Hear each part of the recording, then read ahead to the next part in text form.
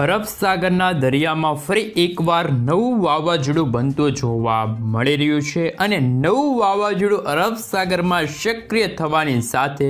અરબ સાગરથી લઈને બંગાળની ખાડીના વિસ્તાર અને ગુજરાતના દરિયાઈ કાંઠાના વિસ્તારોમાં સતત નવી હલચલ વધતી જોવા મળી રહી છે। અરબ સાગરના ઊંડાણવાળા દરિયામાં બનેલું મજબૂત વાવાઝોડું ધીમી ગતિએ ભારત દેશ તરફ આગળ વધતું જોવા મળી રહ્યું છે,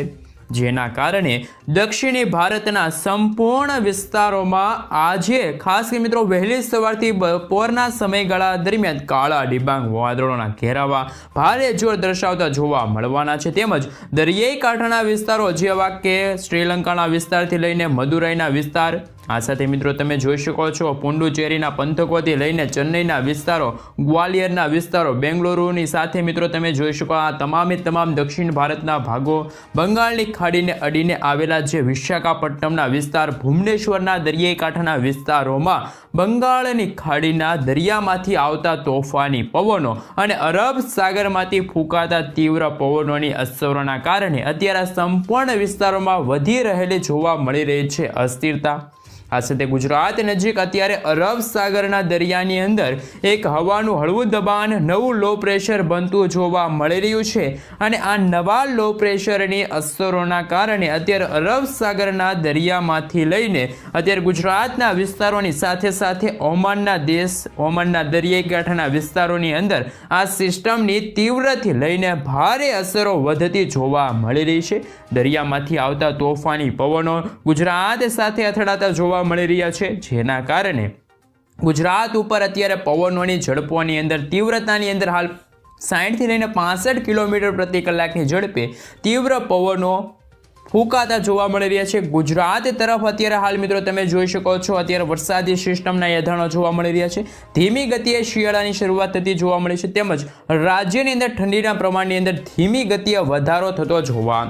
મળી રહ્યો છે। અરબ સાગરના દરિયામાંથી આવતા ભેજયુક્ત પવનોના ખાસ કરીને મિત્રો તે તમે જોઈ શકો છો ગુજરાત ઉપર પવનો વધી રહ્યા છે અને અરબ સાગરના દરિયામાં બનેલું નવું લો પ્રેશર અત્યારે હાલ ગુજરાત સુધી લંબાયેલું જોવા મળી રહ્યું છે। આ લો પ્રેશરની ઘાત ગુજરાત સુધી લંબાયેલી હોવાના કારણે અત્યારે અરબ સાગરના ઊંડાણવાળા દરિયાની અંદર નવું વાવાઝોડું બનતું જોવા મળી રહ્યું છે। આ વાવાઝોડાની આંખ બંગાળની ખાડીના વિસ્તારો સુધી પોતાનો ઘેરાવો લંબાવતી જોવા મળી રહી છે।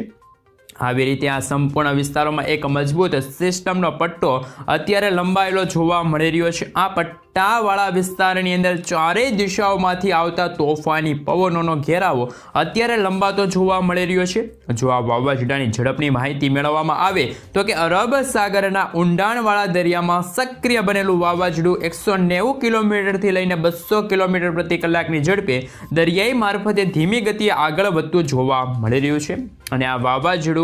આગામી કલાકોની સાથે જ તમે જોઈ શકો છો આગામી દિવસોમાં દક્ષિણ ભારતના વિસ્તારોની અંદર રીતસરનું આબ ફાટતું જોવા મળવાનું છે। શિયાળાની વચ્ચે ઠંડીના પ્રમાણની વચ્ચે ભારે વરસાદ દક્ષિણ ભારતના વિસ્તારોની અંદર અત્યારે જોવા મળવાનો છે। આ વરસાદ દેશની અંદર હાલ ફરીથી માવઠા સ્વરૂપે વરસાદ વરસતો હોય તેમ અનેક વિસ્તારોની અંદર અનેક રાજ્યોમાં કાળા ડિબાંગ વાદળો ફાડીને વીજળીના ચમકારા, ખાસ મિત્રો અનેક પંથકોની અંદર ગાજવીજ ફરીથી વરસાદી માહોલ રાજ્યની અંદર સક્રિય બનતી જોવા મળી રહી છે। આ સાથે ગુજરાત રાજ્ય ઉપર સતત વાતાવરણીય અસ્થિરતા, વાતાવરણનો પલટો અત્યારે જોવા મળી રહ્યો છે। 19 થી લઈને 23 સેલ્સિયસ સુધીનું તાપમાન અત્યારે ગુજરાતના ભિન્ન વિસ્તારોમાં જોવા મળી રહ્યું છે। આ સાથે ગુજરાત રાજ્યની અંદર પણ તોફાની અને ખાસ કરીને દરિયો ગાંડો તૂર બનતો હોય તેવા હાલ અત્યારે સમાચાર મળી રહ્યા છે। ઠંડી પણ અત્યારે વધી રહેલી જોવા મળી રહી છે। ગુજરાતની અંદર શીતળ ઠંડીની શરૂઆત થઈ ગઈ છે। આમ તો ગુજરાત રાજ્યની અંદર આજથી જ આવનારા 5 દિવસની અંદર નવેમ્બર મહિનાના અંતિમ દિવસોની અંદર ગુજરાત રાજ્યની અંદર માવઠાની શરૂઆત થશે અને ગુજરાત ઉપર આ તોફાની પવનો અરબ સાગરમાંથી ફૂંકાતા જોવા મળી રહ્યા છે અને મિત્રો ગુજરાત ઉપર અત્યારે હાલ ભેજ એકઠું થતું જોવા મળી રહ્યું છે, જેના જ કારણે આજે મિત્રો વહેલી સવારથી જ ખાસ કરીને બપોર સમયગાળા દરમિયાન કાતિલ ઠંડી પડતી હોય, પુષ્કળ ઠંડી અને ડબલ ઋતુનો અહેસાસ ગુજરાતવાસીમાં થઈ રહ્યો છે. બપોરના સમયગાળા દરમિયાન તો મિત્રો ભારે ગરમી અને ઉકળાટ જોવા મળી રહ્યો છે અને ખાસ કરીને હળવી ગરમી પણ અનુભવાઈ રહી છે. સાથે મિત્રો અત્યારે તમે જોઈ શકો છો આજે 19મી નવેમ્બર અને આજે મંગળવાર થયો છે. મિત્રો ઇન્ડિયન મોન્સૂન ડિપાર્ટમેન્ટ તરફથી અત્યારે હાલ ભારત દેશ અને રાજ્યોને લઈને જે અત્યારે નકશા રજૂ કરવામાં આવ્યા છે તેમના વિશે સવિસ્તાર માહિતી મેળવીએ તો કયા કયા વિસ્તારની અંદર અત્યારે કાતિલ ઠંડી પડવાને લઈને આગાહી કરવામાં આવી છે, કયા કયા વિસ્તારની અંદર બરફ પડવાને લઈને હિમવર્ષા પડવાને લઈને આગાહી છે, તો કયા વિસ્તારની અંદર અત્યારે ગરમી અને ઉકળાટનું પ્રમાણ વધી રહ્યું છે. તો સાથે સાથે અત્યારે એવા પણ હવામાન સમાચાર મળી રહ્યા છે કે દક્ષિણ ભારતના ભાગમાં અત્યારે વરસાદી માહોલ, વાવાઝોડાનો ખતરો અત્યારે ટોળાઈ રહેલો જોવા મળી રહ્યો છે. હવામાન નિષ્ણાત અંબાલાલ પટેલ સાથે પરેશ ગોસ્વામીએ પણ નવી અને નક્કોર આગાહી દર્શાવી છે કે ગુજરાત સહિત ભારત દેશમાં 22 થી લઈને 25 નવેમ્બરના રોજ વાતાવરણીય અસ્થિરતા થશે, નવા જૂનીના થશે એધાણ. તો સૌપ્રથમ ગુજરાત રાજ્યમાં હાલ કેવું વાતાવરણ જોવા મળી રહ્યું છે, ગુજરાતમાં શું ખરેખર વરસાદી માહોલ જોવા મળશે, કમોસમી વરસાદ જોવા મળશે, માવઠા સ્વરૂપે વરસાદ જોવા મળશે કે નહીં, તેમના વિશે વાત કરીએ. એ પહેલા તો મિત્રો આપણે ઉત્તર ભારતના જે રાજ્યો છે, રાજસ્થાન છે, મધ્યપ્રદેશ છે, આ સાથે મિત્રો દિલ્હી લાગુના વિસ્તાર છે, પંજાબ લાગુના વિસ્તાર છે, હિમાચલ પ્રદેશ છે, ખાસ કરીને પર્વતીય વિસ્તાર છે, ત્યાં અત્યારે ભારે વરસાદ તો નહીં પરંતુ મિત્રો ભારે હિમવર્ષા પડવાને લઈને આગાહી કરવામાં આવી છે. આ સાથે મિત્રો તમે જે અત્યારે યલો એલર્ટના જે સિગ્નલો જોઈ શકો છો, ખાસ કરીને યલો એલર્ટના જે પ્રદેશો જોઈ શકો છો ત્યાં ભારે હિમવર્ષા પડવાને લઈને, બરફ પડવાને લઈને કાતિલ ઠંડીનો અહેસાસ હવે ત્યાંના વાસીઓને થતો જોવા મળવાનો છે. પરંતુ વાત અહીંયા પૂરી નથી થતી. ખાસ કરીને મિત્રો તમે જોઈ શકો છો અરબ સાગર અને બંગાળની ખાડીને અડીને આવેલા જે આ રાજ્યો છે, આ છે અરબ સાગરનો દરિયો અને આ છે બંગાળની ખાડીનો દરિયો. મિત્રો તમે જોઈ શકો છો જે રીતે ત્યારે ભારતના જે નીચાણવાળા ભાગ છે, દક્ષિણ ભારતના જે છેડાના જે રાજ્યો છે ત્યાં તમે જોઈ શકો છો અત્યારે યલો એલર્ટની ચેતવણી, એટલે કે મિત્રો ફરી એકવાર આકાશ પાતાળ એક થતું જોવા મળવાનું છે. કારણ કે મિત્રો ફરી ચોમાસાની વિદાય વચ્ચે આ ભાગોની અંદર વાવાઝોડું મચાવશે તબાહી. હાલ હવામાન નિષ્ણાંત અંબાલાલ પટેલ દ્વારા પણ અત્યારે નવી અને નક્કોર આગાહી દર્શાવવામાં આવી છે કે ભારતના દક્ષિણી ભારતના જે વિસ્તારો છે, પ્રદેશો છે, ત્યાં ફરી એકવાર કમોસમી વરસાદ, માવઠાનું માર અને ખાસ અમુક ભાગો એવા હશે જ્યાં મિત્રો પવનોની ઝડપ પણ 100 કિલોમીટરથી લઈને 150 કિલોમીટર પ્રતિ કલાકની ઝડપે પવનો ફૂંકાશે અને મિત્રો ફરી એક વાવાઝોડાનો એક અંશ જોવા મળશે. એક અંશરૂપી વરસાદનો રાઉન્ડ છે એ અત્યારે ડિસેમ્બરની શરૂઆત અને નવેમ્બર મહિનાના અંતિમ દિવસોની અંદર ખાસ કરીને જોવા મળવાનું છે. જેમ જેમ મિત્રો દિવસો પસાર થયા 20 નવેમ્બર આવી, 20 નવેમ્બરના જે આ ઉત્તર ભારતના જે રાજ્યો જોઈ શકો છો જ્યાં ખાસ કરીને મિત્રો યલો એલર્ટની ચેતવણી હતી જે હવામાનને લઈને, જે મિત્રો ખાસ કરીને હિમવર્ષા પડવાને લઈને, કાતિલ ઠંડી પડવાને લઈને, ત્યાં મિત્રો અત્યારે ઓરેન્જ એલર્ટના સિગ્નલો જાહેર કરવામાં આવે છે. જ્યારે રાજસ્થાન છે, મધ્યપ્રદેશ લાગુના વિસ્તાર છે, આ ભાગોમાં જ્યાં મિત્રો એકદમ વાતાવરણ સૂકું જોવા મળી રહ્યું છે, સૂકા પવનો ફૂંકાતા જોવા મળી રહ્યા છે. પરંતુ એ જે વરસાદી સિસ્ટમ જે પશ્ચિમ બંગાળના જે ભાગોમાં નહોતી ત્યાં ફરી એકવાર વરસાદી માહોલ જોવા મળી રહ્યો છે. એમની મોટા ભાગની અસ્થિરતા એવા હવામાન સમાચાર મળી રહ્યા છે કે જે બંગાળની ખાડીમાં જે બની રહેલા જે નવા વરસાદી સિસ્ટમ, નવી લો પ્રેશરો હતી એમના કારણે પશ્ચિમ ભારતના જે આ ભાગો છે, પશ્ચિમ બંગાળના જે આ ભાગો છે ત્યાં ફરી એકવાર ભારે તો અમુક ભાગોમાં અતિ ભારે વરસાદને લઈને લાગી ગયું છે યલો એલર્ટ. આ સાથે મિત્રો જે દક્ષિણ ભારતના જે ભાગો છે, જે રાજ્યો છે, જે તમિલનાડુ, ચેન્નઈ, રામસેતુ લાગુના વિસ્તારો છે, આ સાથે મિત્રો તમે જોઈ શકો છો મદુરાઈ લાગુના વિસ્તાર છે, તમિલનાડુ, ઓડિશા લાગુના વિસ્તાર, તમામ વિસ્તારોમાં ફરી એકવાર વરસાદી નવો રાઉન્ડ છે શરૂ થતો જોવા મળવાનો છે. જેમ જેમ મિત્રો દિવસો પસાર થશે એટલે કે જે મિત્રો 21 નવેમ્બર અને 22 નવેમ્બરના રોજ ભારતના જે પંજાબ છે, દિલ્હી લાગુના વિસ્તાર છે, આ સાથે બિહાર ભાગોની અંદર તમે કાતિલ ઠંડીનો અહેસાસ ત્યાંના વાસીઓને થશે. પરંતુ ગુજરાતનું વાતાવરણ બિલકુલ ચોખ્ખું, ગુજરાતમાં કોઈ પણ વરસાદની સંભાવના નથી, કોઈ કાતિલ ઠંડી પડવાને લઈને કોઈ ભારે આગાહી દર્શાવવામાં નથી આવી. અને સાથે જે દક્ષિણ ભારતના જે ભાગોમાં અતિ ભારે વરસાદ પડવાને લઈને જે આગાહી સામે આવી હતી, યલો એલર્ટનું જે ખાસ કરીને મિત્રો જે સિગ્નલ લાગ્યું હતું ત્યાં પણ વરસાદ નથી. પરંતુ જે વરસાદ જ્યાં નહોતો એટલે કે જ્યાં મિત્રો ખાસ કરીને આ ભાગ તમે જોઈ શકો છો કે આ ભાગોની અંદર જે પશ્ચિમ બંગાળના અસમ લાગુના વિસ્તાર છે, મેઘાલય લાગુના વિસ્તાર છે, ત્યાં ફરી એકવાર મેઘરાજાની નવી એન્ટ્રી શરૂ થતી જોવા મળી છે. ચોમાસાની વિદાય છતાં પણ ભર શિયાળે અત્યારે ઠંડીના બદલે અત્યારે ચોમાસું હાહાકાર મચાવશે. ખાસ કરીને મિત્રો આ ભાગોની અંદર તમે જોઈ શકો છો કે વરસાદ પડવાને લઈને યલો એલર્ટની ચેતવણી હવામાન વિભાગ તરફથી જાહેર કરવામાં આવી છે. આ સાથે મિત્રો તમે 22 નવેમ્બર ના રોજ તમે નકશો જોઈ શકો છો. એ જે 23 નવેમ્બરના રોજ જે નકશો રજૂ થયો એ જ રીતે વરસાદી સિસ્ટમ અને મિત્રો જો વાતાવરણીય અસ્થિરતા જોવા મળવાની છે. જેમ જેમ મિત્રો દિવસો પસાર થયા તેમ તેમ વાતાવરણીય અસ્થિરતા બદલાની, હવામાન બદલાનું, આગાહી બદલાની અને મિત્રો વરસાદની માત્રા 0% થઈ. તમે જોઈ શકો છો સમગ્ર વિસ્તારમાં વરસાદની માત્રા અત્યારે શૂન્ય થઈ ગઈ છે. પરંતુ જે મિત્રો હવે આપણે જાણીશું કે જે અત્યારે બંગાળની ખાડી અને અરબ સાગરના ઊંડાણવાળા ભાગોની અંદર અને ફિલિપાઇન્સ લાગુના વિસ્તારમાં જે વાવાઝોડા બની રહ્યા છે તે કઈ રીતે હાહાકાર મચાવશે તેમના વિશે સવિસ્તાર માહિતી મેળવીએ.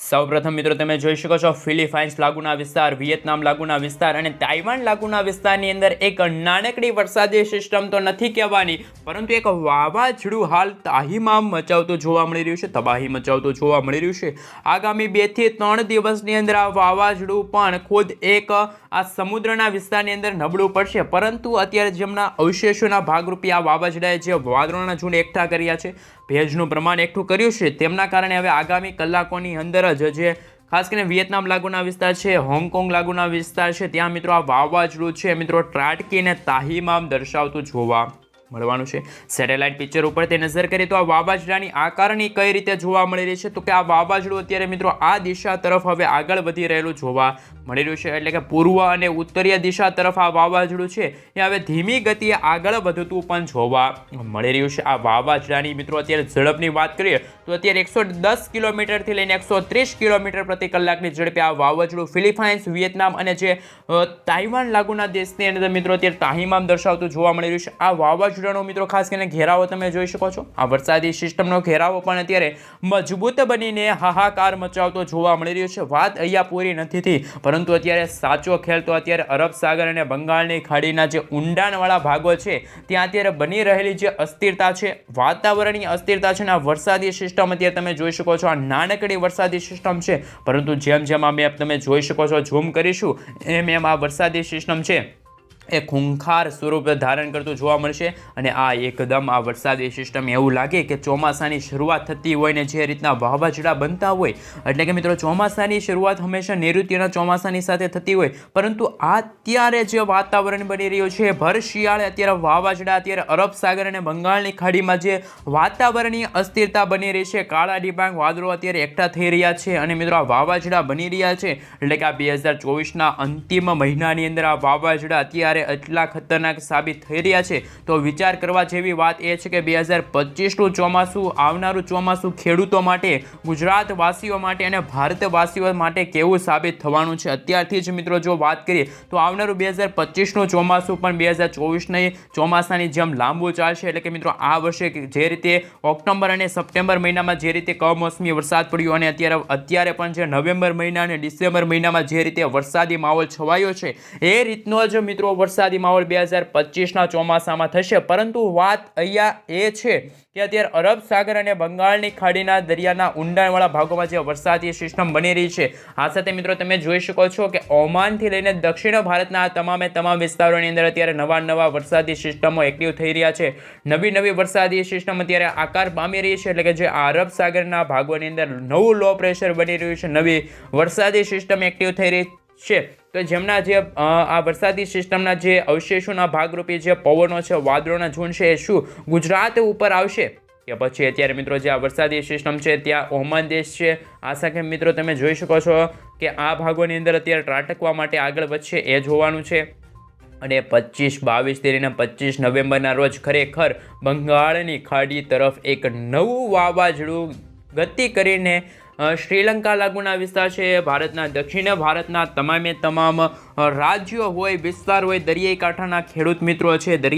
ખેડૂત મિત્રો છે તેમને પણ અત્યારે જે ખાસ કરીને ફિશિંગ વોર્નિંગ મેં પણ ખાસ કરીને દર્શાવવામાં આવ્યું છે. એટલે કે મિત્રો જે દરિયાઈ કાંઠામાં જે ખેડૂત મિત્રો છે એ ખેતી કરતા હોય છે, એટલે કે મિત્રો માછીમારી ખેડૂતો છે એ માછીમારી નથી કરી શકતા, એટલે કે એ રીતની મિત્રો ખાસ કરીને વોર્નિંગ એટલે કે મિત્રો અત્યારે હાલ ચેતવણી જાહેર કરવામાં આવી છે. તો કે મિત્રો જે 22થી લઈને જે 28 નવેમ્બરનો જે સમયગાળો છે એ ખરેખર ખતરાનો સમયગાળો સાબિત થવાનો થવાનું છે, કારણ કે મિત્રો આ ભાગોની અંદર અત્યારે નવા લો પ્રેશરો બની રહી છે, નવી વરસાદી સિસ્ટમ અત્યારે એક્ટિવ થઈ રહી છે, જેમના કારણે આ ભાગોની અંદર આ વાવાઝોડું છે મિત્રો તાહીમામ દર્શાવતું જોવા મળવાનું છે. સાથે અંબાલાલ પટેલ સાથે પરેશ ગોસ્વામીએ પણ ખાસ કરીને એવી આગાહી કરી છે કે આ વાવાઝોડાના ભાગરૂપી જ અત્યારે એવા સમાચાર મળી રહ્યા છે કે આ વાવાઝોડાના કારણે જે મદુરાઈ લાગુના વિસ્તાર છે, બેંગલુરુ લાગુના વિસ્તાર છે, હું તમને મિત્રો જે રેન અને થંડર એટલે કે મિત્રો જે વરસાદ અને વીજળી પડવાને લઈને ખાસ કરીને જે નકશો રજૂ કરવામાં આવ્યો છે તેમના વિશે સવિસ્તાર માહિતી આપું તો કે શ્રીલંકા લાગુના વિસ્તારની અંદર 26 તારીખે તમે જોઈ શકો છો આ શ્રીલંકાનો ભાગ છે.